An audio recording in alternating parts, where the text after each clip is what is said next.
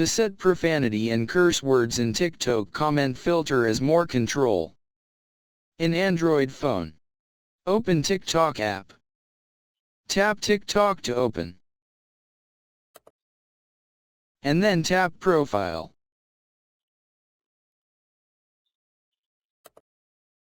Next, tap More icon or 3-line icon. Tap Settings and Privacy. Select Privacy.